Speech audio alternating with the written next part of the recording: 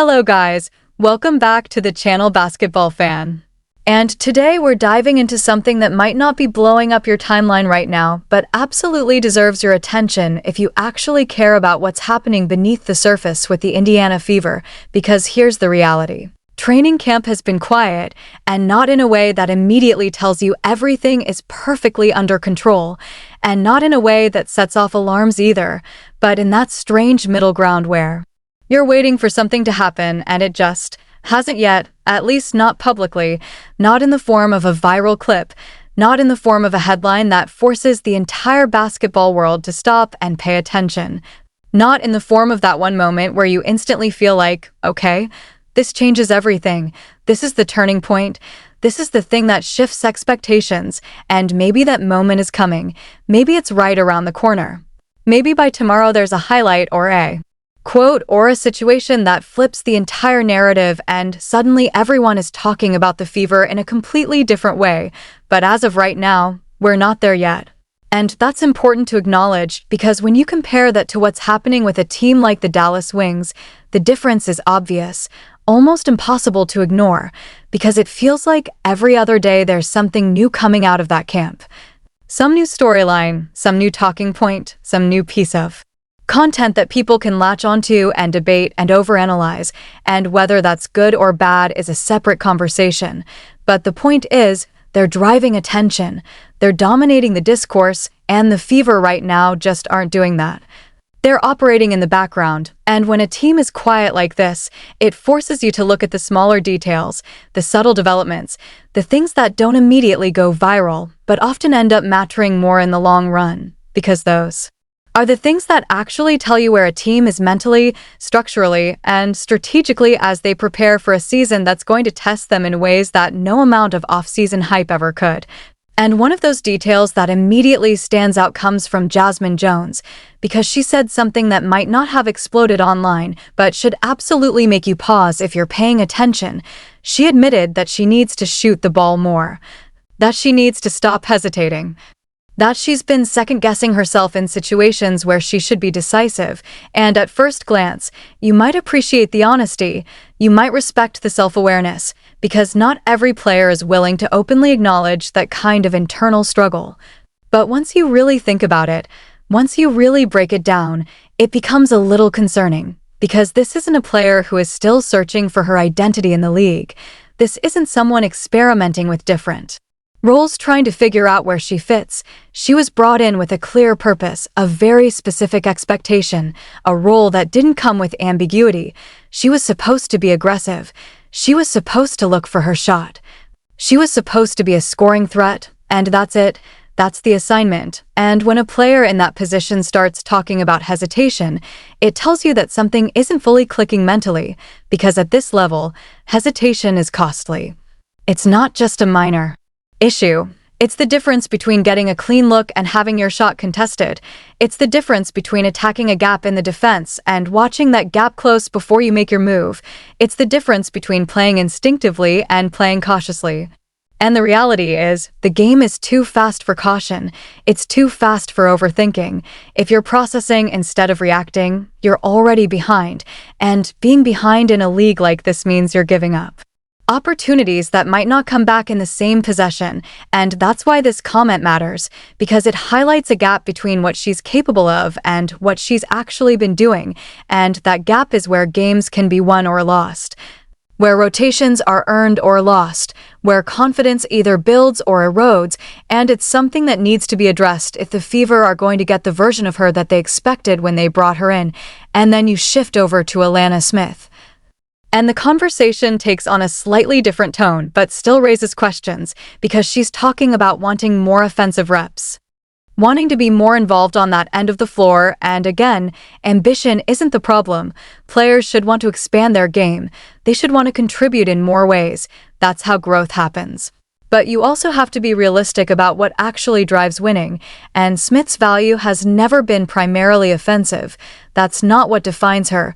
Her impact comes from defense, from positioning, from doing the things that don't always show up in the box score but absolutely show up When you watch the game closely, when you understand how possessions are influenced by players who know where to be and when to be there, so when you hear her talking about wanting a bigger offensive role, it creates this subtle disconnect.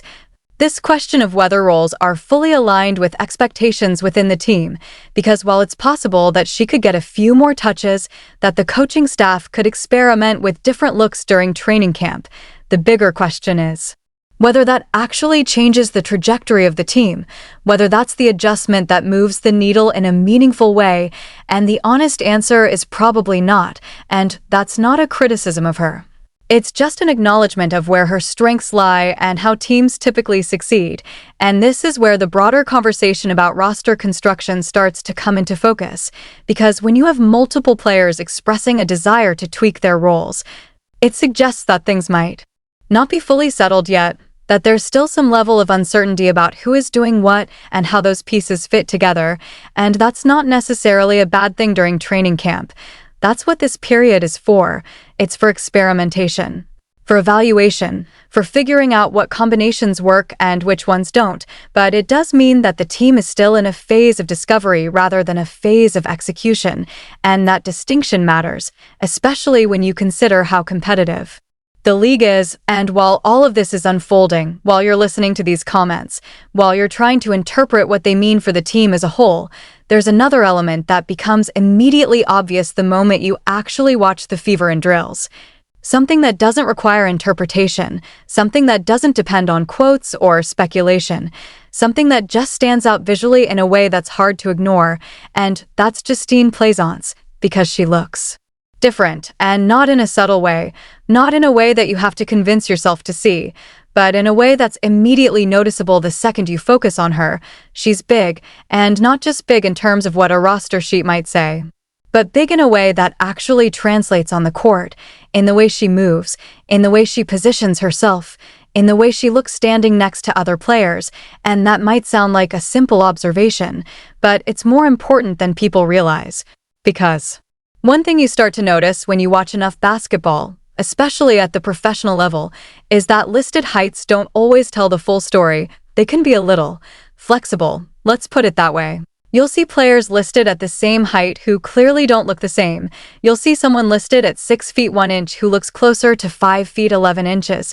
You'll see two players both listed at 6 feet 4 inches, and when they stand next to each other, the difference is obvious, and that's why the eye test matters. That's why actually watching how a player looks and moves in real time can tell you more than any number on a roster page, and Plaisance passes that test. She looks like a true 6 feet 4 inches. She has real length, real presence. And that kind of size has implications that go beyond just aesthetics. It affects matchups. It affects spacing. It affects how defenses have to approach possessions. Because when you have a player who can combine that kind of size with the ability to shoot, it forces opposing teams into decisions they might not be comfortable making. Do you close out aggressively and risk getting beaten off the dribble? Do you stay back and give up a clean look? Do you switch a smaller defender onto her and hope it doesn't get exploited? These are the kinds of questions that players like her create. And that's where things get interesting, because it's not just about being tall, it's about what you can do with that size, and in her case, the shooting is real. It's not theoretical. It's not just something people say because they've seen a few clips or heard a few reports. When you watch her in drills, the jumper looks clean, it looks smooth, it looks quick, and most importantly, it looks repeatable. There's no hesitation in the motion, no awkward hitch, no delay in the release. It's the kind of shot that looks like it belongs at this level, the kind of shot that can actually translate into games if given the opportunity.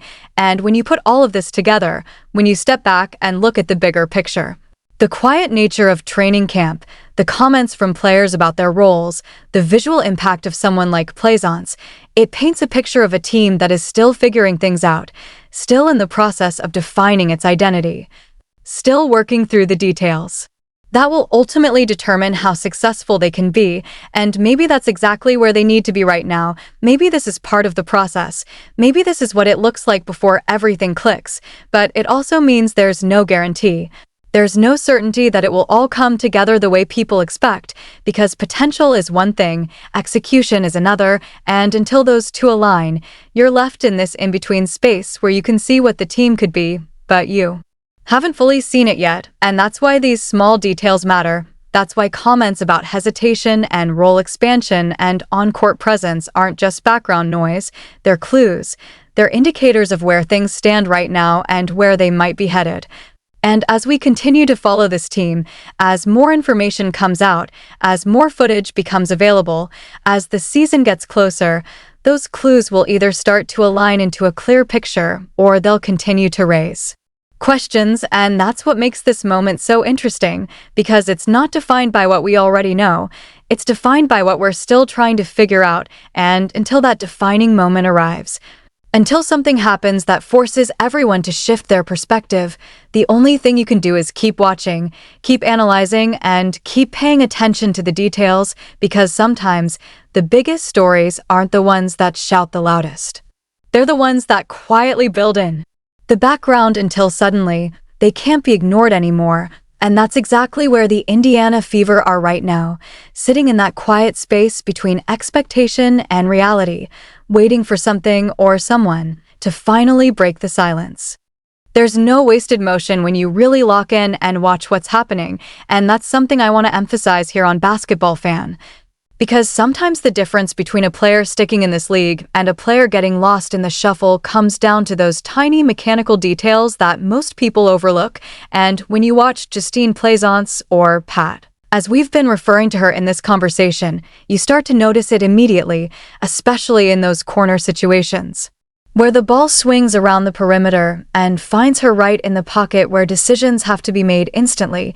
And instead of hesitating, instead of gathering herself for an extra split second, instead of overthinking the moment, it's just catch and release, clean, automatic, fluid, and that's the kind of thing that doesn't just look good aesthetically, it actually translates into real offensive value because defenses don't have time to recover, closeouts become rushed, rotations get stressed, and suddenly one player standing in the corner can bend an entire defensive scheme without even dribbling the ball, and when you combine that kind of shooting with legitimate size, that's when the conversation shifts in a serious way.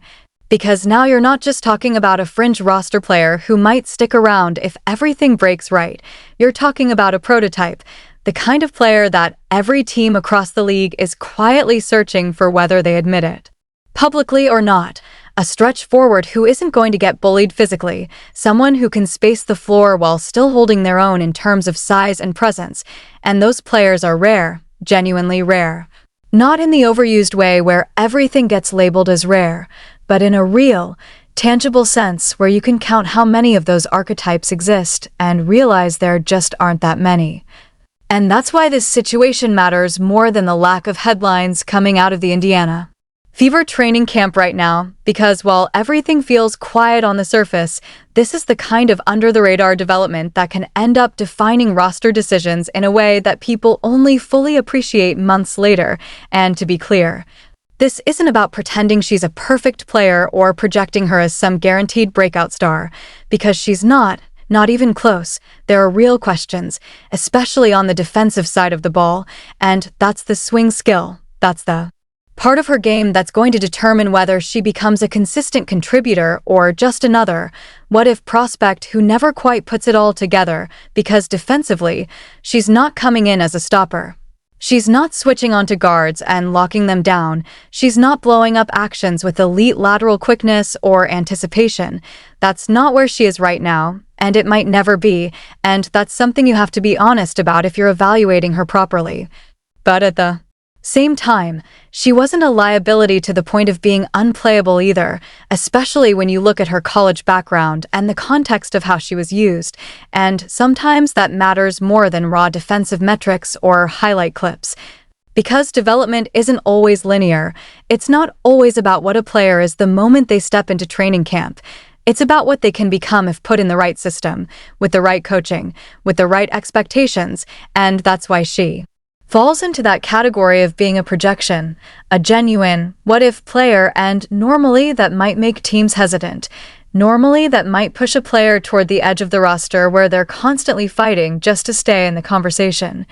But here's the part that I think gets overlooked too often. Those are exactly the types of players you don't let slip away easily, because when that what if turns into reality, when that projection hits, it doesn't just hit a little, it hits big. It becomes the kind of value that changes how your roster functions, and that's where I start to have an issue with how the Fever might handle this situation if they're not careful, because if the plan is to treat her purely as a developmental piece, someone who might get limited exposure, someone who could potentially be tucked away while other players take priority, then fine. That approach in itself isn't the problem. Teams do that all the time. Development is part of the process. But the real issue is the risk that comes with it. Because once you take that route, once you decide that a player is more of a long-term project than an immediate contributor, you're essentially opening the door for other teams to step in and take a chance on that same upside. And I don't think this is the kind of player you can afford to lose given how the roster is currently constructed, because when you actually break it down, when you stop looking at names and start looking at archetypes, you realize that there's a level of redundancy in certain areas, particularly in the backcourt where there are multiple players occupying similar roles, similar sizes, similar skill sets, and at a certain point, having too many of the same type of player doesn't create strength, it creates overlap. It creates situations where players are competing for the same minutes without necessarily bringing something unique to the table. And that's where roster balance becomes critical, because you don't just need talent, you need variety. You need pieces that complement each other. You need size on the wings. You need forwards who can stretch the floor. You need lineup flexibility that allows you to adjust based on matchups rather than being locked into one style of play. And right now, she provides something that the rest of the roster simply doesn't in the same way. That combination of size and shooting isn't something you can easily replace. It's not something you can replicate by shuffling around smaller guards or asking players to expand into roles that don't naturally fit their skill sets, and that's why this feels like a potential mistake waiting to happen if it's not handled correctly. Because if the decision ultimately comes down to choosing between keeping another undersized guard versus keeping a 6'4" shooter with real upside, that decision shouldn't be as complicated as it might seem in the moment, because players with her profile don't just appear out of nowhere, they're not easy to find. And even if she never becomes an elite defender, even if she tops out as someone who is just passable on that end, the offensive value alone, combined with her size, still makes her a useful piece within a structured system, someone who can space the floor, knock down shots, and force defenses to adjust in ways that open up opportunities for others, and that kind of utility has real value, especially when you factor in contract situations, because if you're getting that type of player on a cheaper deal, on a rookie contract with room to develop, that's the kind of asset you hold on to, not the kind you gamble with. And when you consider her background, the fact that she was a top recruit coming out of high school, the pedigree, the expectations that were placed on her early on, it adds another layer to the evaluation, because while her college situation might not have fully maximized her potential, that doesn't mean the tools disappeared. It doesn't mean the upside is gone. Sometimes it's about fit. Sometimes it's about opportunity. Sometimes players just need to be in the right environment to unlock what they're capable of, and that's why I keep coming back to this point. This isn't about expecting her to step in and immediately dominate. It's not about forcing her into the starting lineup or even making her a core rotation piece right away. It's about not losing sight of what she could become, especially when you've already seen what happens when teams invest heavy minutes into players who are still raw without a clearly translatable skill to anchor their development, because we've seen those situations play out before. We've seen the flashes that get people excited.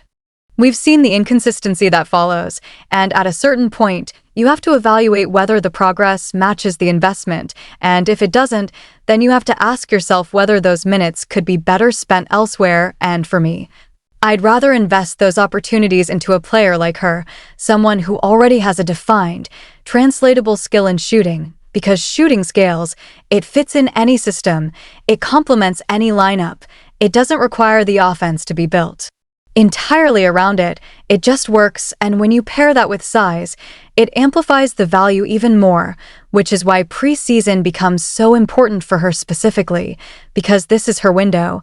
This is her chance to force the issue, to make the decision harder for the coaching staff, to show that she belongs not just as a developmental piece, but as someone who can contribute in real time. And if she comes out and consistently knocks down shots, if she looks comfortable within the flow of the offense, if she shows even incremental improvement on the defensive end, then it becomes increasingly difficult to justify not keeping her, and at that point, it stops being a debate and starts becoming an obvious choice. But if she doesn't get that opportunity, if she ends up buried in a role that limits her exposure, then you're essentially leaving her future up to chance. And that's the part that doesn't sit right, because teams around the league are always watching. They're always evaluating. They're always looking for undervalued assets, and they see the same things. They see the size, they see the shooting mechanics, they see the potential, and if you give them an opening, they will take it without hesitation. Which brings us back to where we started, because while training camp might feel quiet right now, while there might not be headlines or viral moments dominating the conversation, this is exactly the kind of situation that ends up mattering later.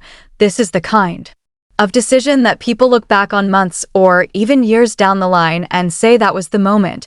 That was when the team either identified a valuable piece and held on to it, or let it slip away for something that didn't have the same long-term impact. And it's going to come down to choices like this, choices that don't always make noise in the moment, but have lasting consequences, and that's why it's worth paying attention to even when everything else feels quiet, and that's where I'm at with it right now here on Basketball Fan. We'll see how things develop as preseason games begin, as rotations become clearer, as players either solidify their roles or fall out of the picture, because that's when the real answers start to emerge. But for now, this is one of those situations you keep an eye on, because it has the potential to become a much bigger story than it looks like today. And with that being said, that's the video. Thanks for watching, and as always, make sure to like, comment, and subscribe to Basketball Fan for more breakdowns like this.